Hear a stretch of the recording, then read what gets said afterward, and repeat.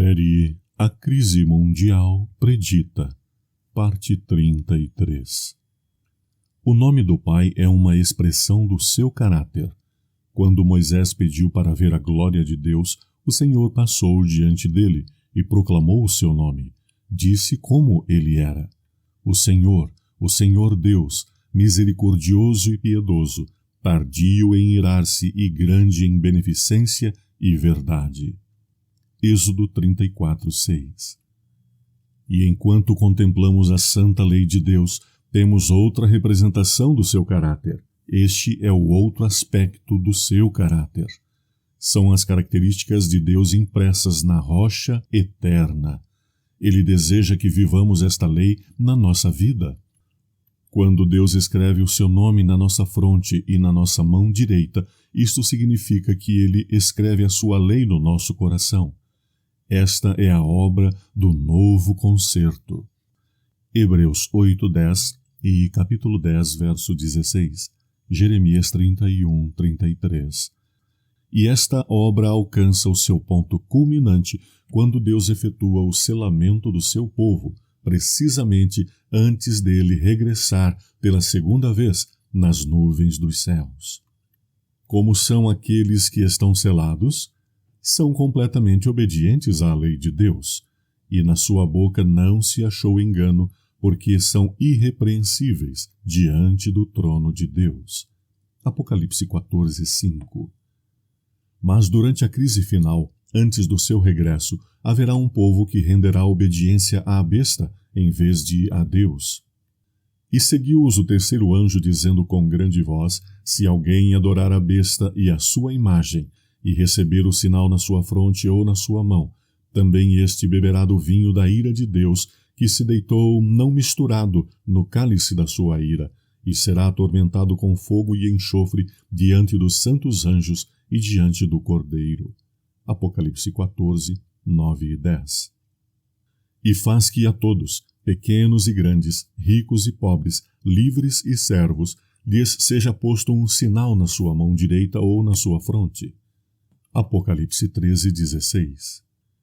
Em contraste com os que servem a besta e recebem o seu sinal, estão aqueles que nos últimos dias servirão a Deus e receberão o seu selo. Como podem ser identificados? Deus diz-nos na sua palavra. Aqui temos uma descrição do povo remanescente de Deus no tempo do fim. E o dragão, Satanás, irou-se contra a mulher e foi fazer guerra ao remanescente da sua semente, os que guardam os mandamentos de Deus e têm o testemunho de Jesus. Apocalipse 12:17.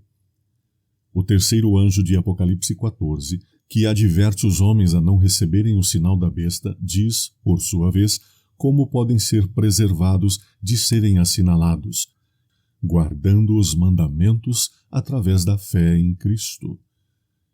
E seguiu-os o terceiro anjo, dizendo com grande voz: se alguém adorar a besta e a sua imagem, e receber o sinal na sua testa ou na sua mão, também este beberá do vinho da ira de Deus, que se deitou não misturado no cálice da sua ira.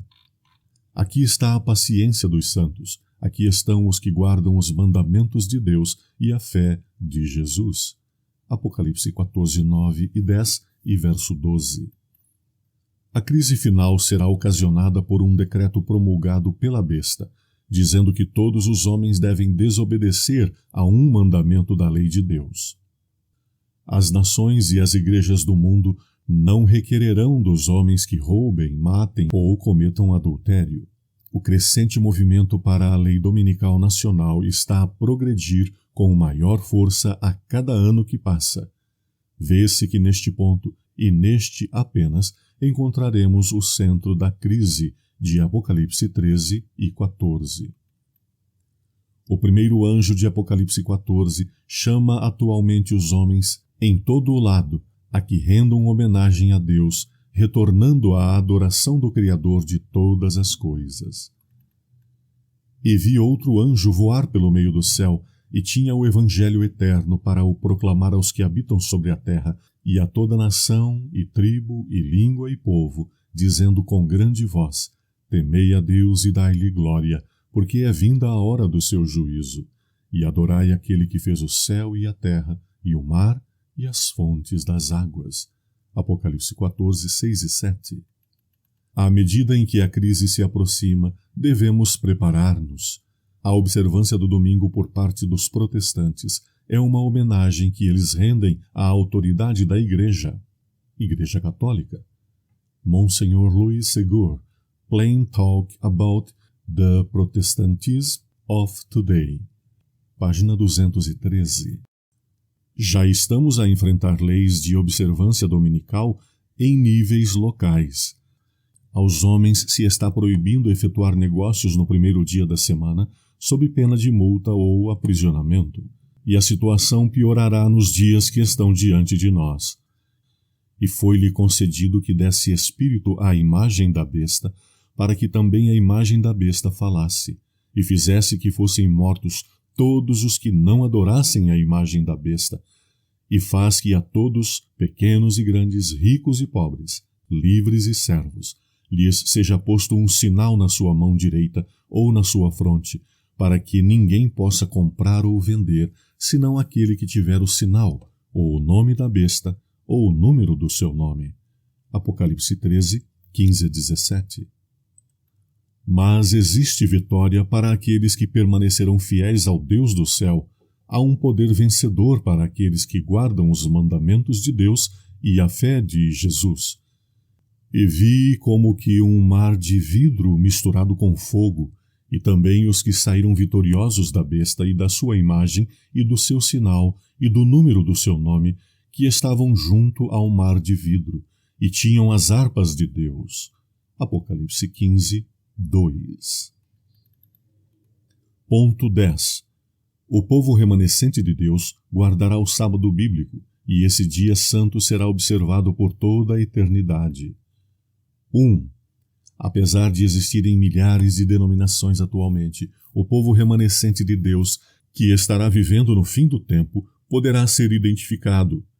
Deus identificou-o para nosso benefício.